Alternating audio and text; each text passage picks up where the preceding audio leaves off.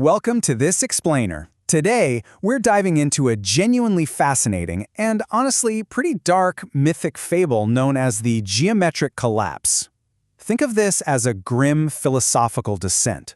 We're looking at a story about the fatal pursuit of absolute order. Like, what actually happens when a mind looks at the blood-slicked, vibrant, totally messy chaos of existence and decides, nope, that's too much. Let's force reality into a state of perfect, unmoving stasis. It's a deep dive into Nietzschean philosophy and philology, exploring how the desperate urge to escape the pain of change can literally destroy the human spirit. So let's just jump right in with the tragic lament of a figure known as the Last Thinker.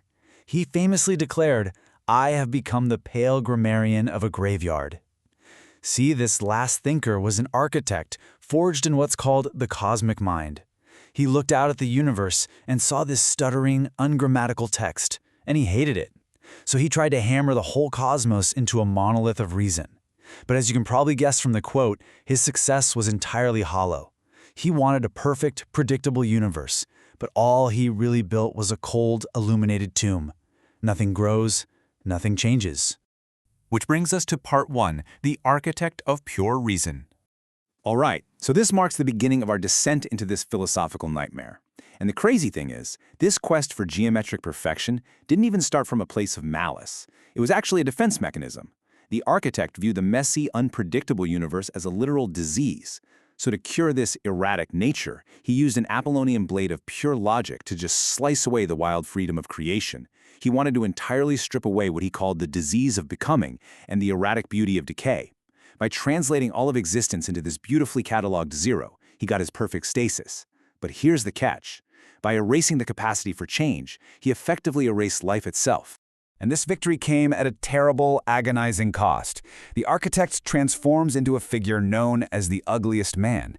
His crimson mask, which represents this rigid persona of absolute logic, literally grafts itself to his flesh. It binds his soul to a permanent, unblinking agony. He's no longer this all-powerful architect of meaning, right? He's just a nihilistic archetype utterly exhausted by the burden of his own illusions. Now he's just stuck sitting atop a desolate throne, forced to witness the final, deafening, geometric silence of his own so-called success. Moving right along, let's look at part 2, Parables of Beautiful Death. To really wrap our heads around the consequences of choosing permanent stasis over the struggle of change, the fable gives us these 5 incredible parables. They prove that freezing something to save it is actually the ultimate act of destruction. First, a master sculptor encases his muse in diamond to stop her from aging, but her cells mutate, and she becomes a statue that feels itself eroding. Horrifying, right? Second, a priest removes a bronze bell's clapper to achieve a flawless, silent form, but it just turns to dust when the storm of chaos hits. Third, a master quenches his forge in liquid diamond to freeze the flame. The light stays beautiful and eternal, but it loses all its warmth and can never melt iron again. Fourth, a leader binds his disciples in unbreakable gold chains for absolute security, but when one inevitably trips, the rigid chain drags the entire group into the void. And finally, and this ties heavily into philology, a scholar refines all language down to one single perfectly logical word. He gets perfect grammar, sure, but he also gets absolute isolating silence. The big takeaway here, a system built for absolute compliance has zero defense against rot. We see this architectural failure expand even further through 2 more examples. First, there's the Shroud of Majesty. Imagine a king draping his rotting city in golden silk, essentially hiding his decay behind a lattice of pure reason, but keeping up that lie is exhausting, which leads to step 2, the collapse of illusions. The deception fails, he tears down the veils, and finds this dark, twisted relief in just letting the void win. This is mirrored in step 3 by a high priest who strips away his robes of structural arrogance. They both realize their geometric web is a total lie, and they just yield to the destruction, becoming submissive witnesses to the end. Now let's transition over to part 3, the Golden Tarantula's resentment. So we leave the desolate thrones behind and step out into the sunlit plazas. This is where the soaring champions of this world live, the individuals actually carrying the heavy weight of their own values. But they are being hunted by a creeping new philosophy, embodied by the golden tarantula of the void. The tarantula preacher introduces this creature as spinning its web out of pure resentment and venomous envy. Its entire purpose? To pull down the great and the exceptional. This is Nietzsche's concept of resentment in its purest form. It drags individual, vibrant spirits down into the dirt simply so that no one can ever be looked down upon again. It is a philosophy obsessed with dragging everyone to the absolute bottom just to enforce equality. That brings us to part 4, flesh turned to iron gears. You see, the preacher doesn't just threaten these champions. He offers them a dark, highly seductive, yet utterly hollow bargain. Consider this stark contrast. On one hand, you have the agony of choice, the heavy disease of becoming. It's full of soft, searching eyes, pulsing hearts, and erratic beauty. And yeah, it's exhausting. But on the other hand, you have the iron promise. The preacher promises that if you just violently trade in your individual longing, your flesh will be turned to iron gears. You'll be rewarded with cold mechanical clockwork and the flawless silent hum of mindless ticking, totally free from the burden of choice.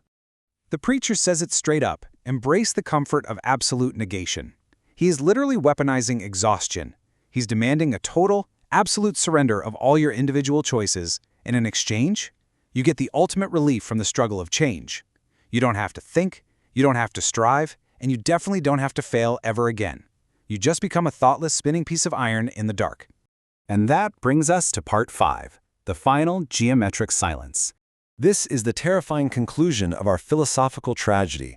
The dark bargain is finalized. The preacher promises that by surrendering your values and becoming just another gear in the collective machine, humanity actually elevates itself into what he calls the last man Übermenschen. They are physically invincible, sure, but they are entirely hollow. Humanity becomes perfectly secure in its absolute equality. Nobody is better, nobody is worse, and no one suffers from the agony of choice. But the cost is literally everything. You are completely stripped of a soul, brought down to the dirt where greatness is simply impossible. Let's pull back for a second and map out this entire mythic descent. We start all the way back in the era of creation, a time of blood-slicked chaos and wild, erratic beauty. From there, the architect imposes the era of the monolith, forcing Apollonian order to cure the disease of becoming.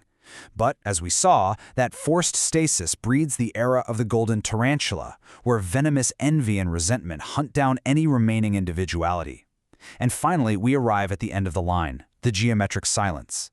It's a tragic trajectory, going from wild freedom all the way down to a sterile, mechanical graveyard. Yes, true equality is achieved, but only through mindless ticking and the total annihilation of the void. So I want to leave you with this final provocative thought. Will you carry the agonizing weight of your own values, or will you surrender to the silence of the gear? When we look at this grim fable, the choice is clear, but man, it is never easy. Will you choose to bear the erratic beauty, the chaos and the pain of existence, knowing that the struggle itself is what makes you alive? Or will you give in to the exhaustion, surrender your choices, and accept the beautiful, hollow death promised by the golden tarantula? Thank you so much for exploring this heavy, fascinating text with me today. Keep engaging with the chaos and keep learning.